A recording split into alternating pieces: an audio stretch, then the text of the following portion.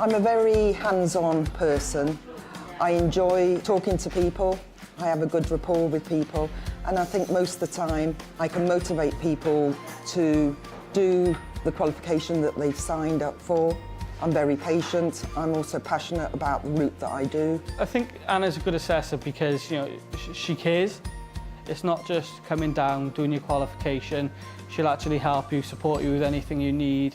You know, even if she's not here, you know, she's always reachable by email or on her phone. I enjoy the role immensely. I'm quite passionate about what I do, and I also feel that I've given people something that they may not have got through mainstream education. I'm not the best at, you know, exams and things like that, but Anna's been really supportive. I think one of the proudest moments is taking learners who come straight from school, building them up, giving them a variety of choice of what to do. With Lewis, he started off with a level 1, he's now doing a level 3. He's in charge of the cafe here.